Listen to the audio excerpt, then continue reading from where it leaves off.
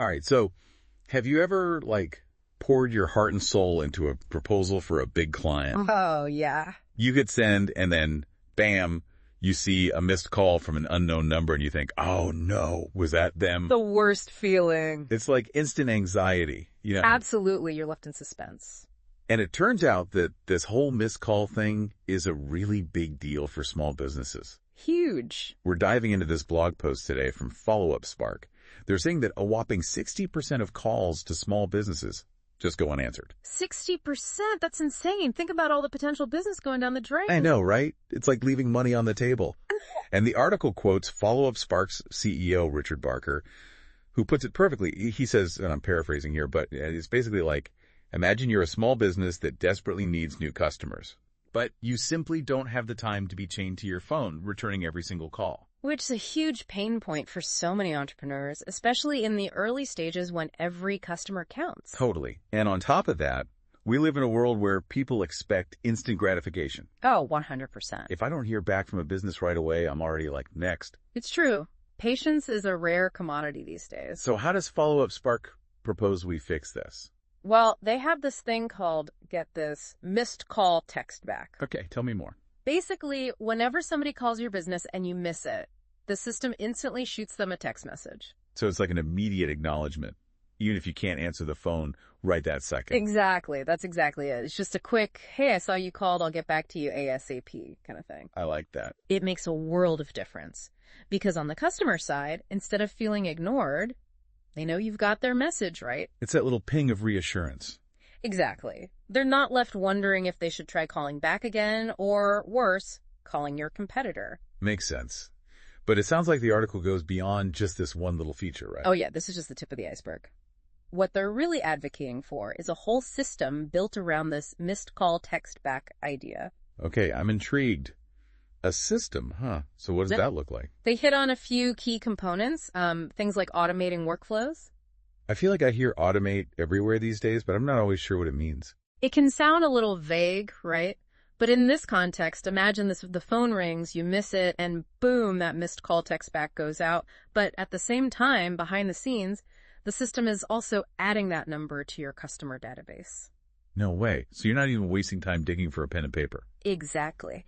And on top of that, it can even tag them as a lead, send a follow-up with a link to, say, your online booking or a special offer all automatically. So it's like having an invisible assistant making sure nothing falls through the cracks. I like that. An invisible assistant because, let's be real, as a small business owner, you're already wearing all the hats, right? You don't have time for all that manual stuff. It's true.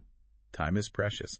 And speaking of working smarter, not harder, the article also mentioned AI integration. AI is a game changer, no doubt. I feel like I should understand AI better than I do. I mean, everyone's talking about it. But how does it actually work in a situation like this? So think of it like this. Imagine you could train a chatbot to handle those initial text interactions we were talking about. Okay. The article gave this great example of a plumbing company. They basically fed their AI all these common questions people ask about, leaky faucets, clogged drains, that kind of thing. So instead of just getting a generic "we'll get back to you" message, the customer is actually having a mini conversation with a bot that can offer some helpful advice. Exactly. And maybe even walk them through some basic troubleshooting while they wait for a real-life plumber to become available. That's pretty cool. So instead of a missed call being a dead end, it actually turns into an opportunity to engage with the customer, even showcase your expertise a little. Exactly. It's all about bridging that gap between the customer's need for an instant response and the reality that you can't be glued to your phone 24/7. It's true. I mean, gone are the days when you could just, put your phone on silent and call it a day. Right. Especially now with texting and messaging being so central to how people communicate, it's all about meeting your customers where they are. Exactly. So we've got this foundation of the missed call text back. We've layered on automation to streamline everything. And now we're adding AI to the mix to make it even smarter. Love it. So what's the final piece of this puzzle? What else do we need? So the final piece, the cherry on top, is what they call client acquisition. And this is where it goes from just managing your existing customers to actually bringing in new ones. Ooh, turning missed calls into new business. Now we're talking. Exactly. Think about it. Every missed call is a sign that someone out there was interested enough in your business to pick up the phone in the first place. They were literally dialing your number. Exactly. So the question becomes, how do you capture that interest and turn it into a relationship, maybe even a sale down the line? Okay, so how do we do that? How do we make sure those missed calls don't just turn into missed opportunities? That's where the idea of a sales funnel comes in, and Follow Up Spark touches on this in the article. So instead of that missed call being a dead end, it becomes the entry point into a carefully designed journey that guides the potential customer toward a sale. So it's like, Okay. okay, I get it. It's not just about automating a response. It's about automating a process that's designed to take that initial spark of interest and nurture it. You got it. It's all connected. This is already making me rethink my whole approach to communication. I know, right? It's exciting. But before we get ahead of ourselves, I want to circle back to this whole AI thing for a second, because it feels like we're just scratching the surface here. Totally. There's so much more to explore there. AI is rapidly evolving, and it's really got the potential to revolutionize how businesses connect with their customers. And the thing about AI is that it can actually help you create that personalized experience without having to, be available 24/7. Okay, yeah, that makes sense. Because you want people to feel like you're paying attention to them, even when you're not physically there to answer the phone. Right. And that's what I think is so fascinating about how AI is being used in customer service. It's like having a team of tireless virtual assistants ready to engage at any hour. I like that. Tireless virtual assistants. Okay, but even with all the potential benefits, I'm guessing there are challenges too. Like the article mentioned something about training being crucial. What did they mean by that? So training an AI, it's kind of like when you get a new puppy, right? Okay. You don't just expect them to know all the commands right off the bat. You got to train them, teach them what to do. You have to teach them not to chew on the furniture. Exactly. It's the same with AI. You can't just plug it in and expect it to know everything about your business. So you're saying we need to train the AI the same way we train a new employee, basically. In a way, yeah. Think of it like this. You're basically feeding it information. A steady diet of data. Exactly. You give it frequently asked questions. You give it all your product info, your pricing, your return policy, anything and everything a customer might ask about. So the more we teach it, the smarter it gets. Exactly. And the better it'll be at providing helpful responses, just like a well-trained employee. Okay, so it's not some magical thing that just, knows everything. It actually has to be taught. Right. It's all about the data you feed it. So, for example, let's say you run that specialty bakery we were talking about earlier, right? You wouldn't just feed this AI generic info about cakes. You'd want it to know your signature flavors, what kind of dietary restrictions you can accommodate, even your most popular wedding cake designs. So it can have those really specific conversations that make people feel like you're paying attention. Exactly. It's that level of detail that makes all the difference. That's what elevates a chatbot from a basic tool to a valuable asset. I'm starting to see how powerful this could be. It's like that difference between talking to a customer service rep who's reading off a script versus someone who really knows their stuff. 100%. It's about going from generic to genuine. And I remember the article gave that great example about the plumbing company. Oh, right. Where the AI was able to walk customers through some basic troubleshooting steps. Yeah. Like, okay, so Fonce, check under your sink and see if the pipe is loose. That's so much better than just someone will be there between 8.0 and 5.0 tomorrow. Right. And it's a win-win, right? The customer feels heard and helped, and the business frees up time and resources. But I know what you're thinking. What am I thinking? They're thinking, is this going to put humans out of a job? Will robots take over the world? Maybe not robots taking over the world. But yeah, it does make you wonder, if AI gets good enough, will we even need human customer service reps anymore? That's the million-dollar question. And honestly, it's something that even the article acknowledges. The goal here isn't to eliminate human interaction completely.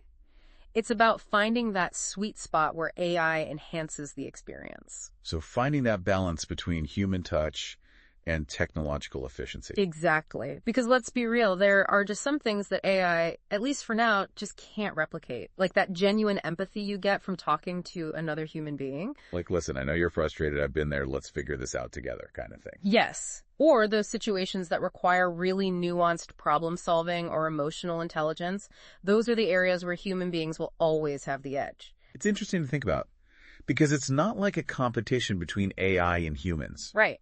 It's not about choosing sides. It's about figuring out how they can work together, Right. each playing to their strengths. 100%. And I think that's what the future of customer service is going to look like. AI handling those more transactional tasks, those quick questions and initial interactions. And freeing up human agents to focus on those more complex issues or the ones that require that personal touch. Exactly. It's about finding the best of both worlds to create a truly exceptional customer experience. It's like having AI handle the triage.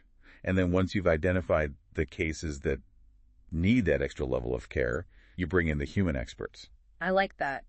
It's about using AI not to replace human connection, but to make it even more meaningful. It's like giving your business a communication upgrade. Exactly. And like with any upgrade, there's going to be a learning curve, adjustments to be made along the way. And probably a few glitches to work out, too. It's not like you just flip a switch and suddenly everything is perfect. Exactly. It takes effort. You have to be willing to experiment, see what works, and adapt. You're constantly learning and refining the process. So it's not a one and done kind of thing. It's an ongoing process of fine-tuning. Absolutely. It's about finding that balance between automation and authenticity. And making sure you're always putting the customer at the center of everything. 100%. The customer is king or queen, as the saying goes. This has been so insightful. Now I'm also starting to think about the ethical side of all this. Because AI is powerful, right? Oh, yeah. It's a powerful tool, which means we have to be mindful of how we're using it. I mean, if businesses are going to be using AI to interact with their customers, shouldn't they be upfront about it? Like, let people know they're talking to a bot. Transparency is key.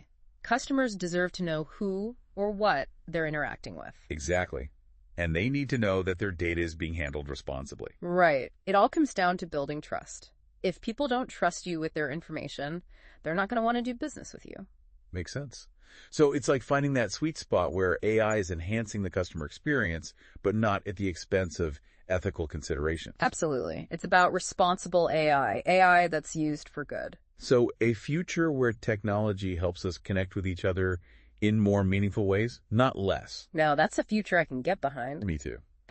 But, okay, before we get too caught up in the what-ifs of the future, I want to bring things back down to earth for a second. Back to reality. We've covered a lot of ground here today, but I want to make sure our listeners walk away with something tangible, something they can put into practice right away. Love that. Make it actionable. So, for all the small business owners listening out there, what's one concrete step they can take, like today, to start moving in the right direction? So I would say start by taking a good hard look at your current communication systems. Like a communication audit. Exactly. Where are the bottlenecks? What's causing you the most headaches? Where are you dropping the ball on follow-ups? Are you missing calls left and right? Once you identify those pain points, you can start exploring how technology might help. It's about identifying those areas where you're like, there has to be a better way. Exactly. And chances are there is. Whether it's a comprehensive system like Follow-Up Spark or just a few simple software solutions, there are tools out there that can help you work smarter, not harder. It's like having a toolbox full of tech-powered solutions just waiting to be used. I love it. And the best part is, it's never been easier to find the right tools for your business. There are so many options out there, and many of them are incredibly affordable, even for the smallest of businesses. It really makes you think about how much the business world has changed, even in just the last few years. Oh, absolutely. It's amazing how much technology has transformed the way we do business. It's not just about brick and mortar anymore. It's about creating these, digital bridges to your customers. Yes, and those bridges have to be strong. You got to keep those connections flowing. Exactly. Because at the end of the day, it's still all about relationships. But those relationships are increasingly playing out in the digital space. And that's where I think this whole conversation about missed calls comes in. It's not just about being annoyed that you missed someone's call. Right. It's about the bigger picture. It's about realizing that every interaction, even a missed one, is a chance to build that connection. 100%. And I think this Follow-Up Spark system is a perfect example of that.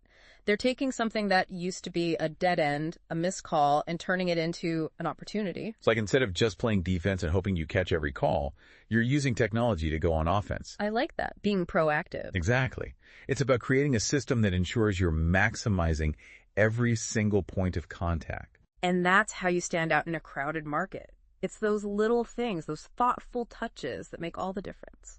Absolutely. It's about exceeding expectations, Okay, so we're nearing the end of our deep dive here. And I'd always like to leave our listeners with something to ponder. A little food for thought. Exactly.